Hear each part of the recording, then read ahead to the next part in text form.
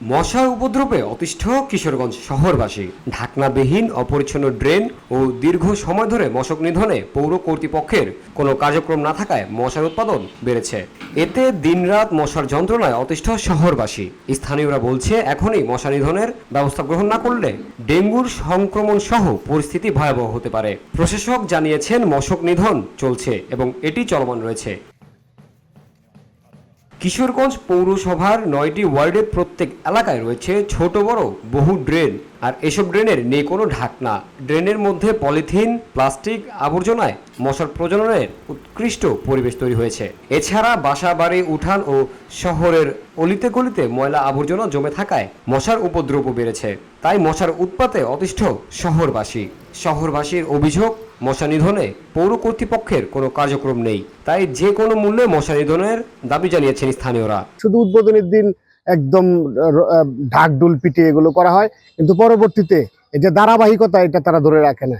আমরা আশা করব যে পৌর কর্তৃপক্ষ অন্ততপক্ষে প্রতিদিন না হোক, সপ্তাহে 15 দিনে বা মাসে 1-2 বার যেন মশক নিধনের যে অভিযান, বিশেষ করে ঝোপঝাড় পরিষ্কার, ময়লা আবর্জনা পরিষ্কার এবং রাস্তার পাশে যে নর্দমা ড্রেনে জমে থাকা পানি, যেখানে মশারা ডিম পাড়ে, সেইগুলো যেন তারা ধ্বংস করে এবং মশার যে উৎপাত থেকে পৌরবাসীকে রক্ষা করে। আমরা তো পৌরসভার এমন কোনো প্রতিনিধিও দেখি না।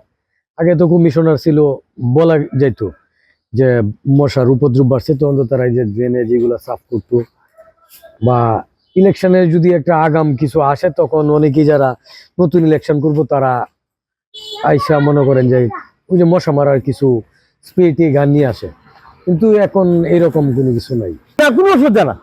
ওই ওষুধ আমরা চাই আরো দেখি না, মশা দিই না। ও সব এই দিকে কোনো কর্মপতি এরা করে না, বুঝলেন। আমি একজন 8 বছর আর্মির লোক, কিন্তু আমি এই এত মশা শহরে আইসি বাতার লাগে, শহরে বেশি মশা।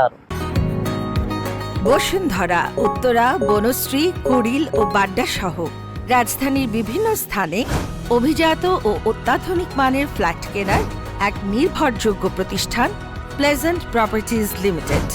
তাই আপনার স্বপ্নের আবাসনের জন্য আজই যোগাযোগ করুন।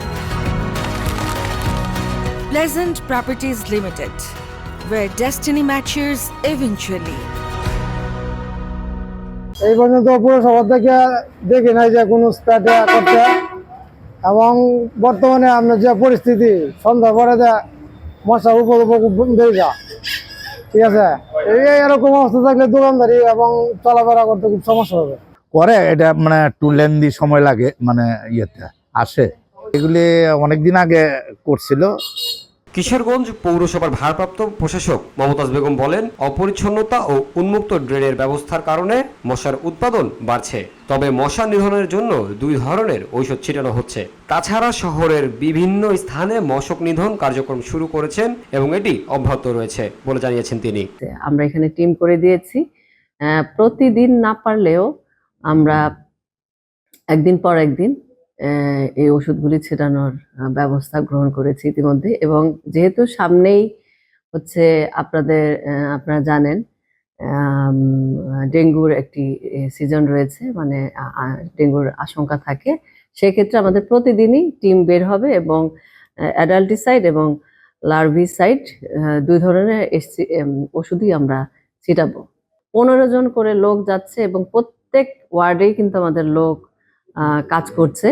ড্রেনগুলি যেহেতু অনেকদিন ধরেই একটু অবহেলিত ছিল, এটা আমি স্বীকার করছি, সেগুলি কিন্তু আমরা পরিষ্কার করার একটি উদ্যোগ নিয়েছি। আপনারা নিজেরাও রাস্তাঘাটে চলতে গেলে দেখবেন ড্রেনের উপরে স্ল্যাব, এটা আসলে এক ধরনের আশঙ্কাও রয়েছে, অনেক ধরনের দুর্ঘটনা ঘটে, মানুষজন পড়ে যায়, তাছাড়া ময়লা আবর্জনা, মাছির সৃষ্টি হয়।